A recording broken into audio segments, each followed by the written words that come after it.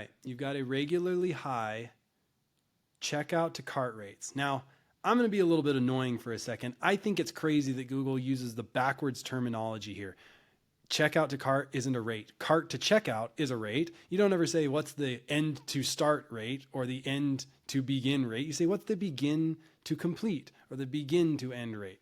Anyway, okay, so a cart to checkout rate, that's how I like it, can be irregularly high if you're recording more checkouts than you're actually seeing cart ads of a given product. Now that can happen for a few different reasons. One, you're changing the product name or the product ID or the product variant between the add to cart time and the checkout time that you're recording the data. So there really is a correct amount of ads and checkouts that just the names don't line up. So when Google does the calculation or you do the calculation in your reports, you show 1,000 over 0. And so it looks to be like an infinite rate or something.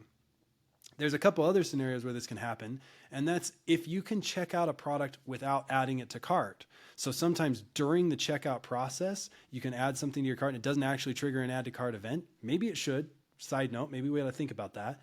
But if it just starts a checkout, then maybe there's an area where there's an add to cart action that's not being recorded.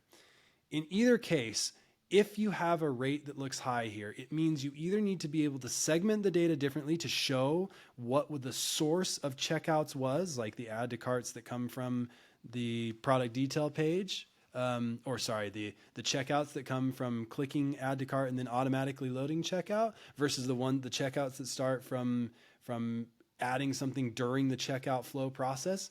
It means that you either aren't able to segment by those. And if that's the case, then that means you can't evaluate the performance of those checkout actions for start of checkout, like add to cart to checkout rate from a normal flow versus a flow in checkout. If you can't segment those two things apart, then you don't know how those features are working on your site. Now, some of that might be a little bit difficult to track.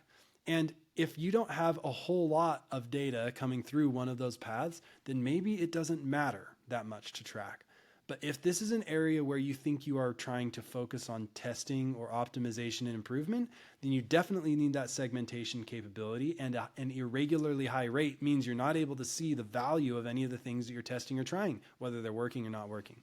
If you need help with this, we love thinking through this stuff, from the strategy of how to track it, getting the tracking in place, working with the engineering teams, to building the reports, and then analyzing the reports and thinking about how come it's working. We thought it was going to, but it's not, or we didn't know if this was going to work, and it really, really is. Why do we think that?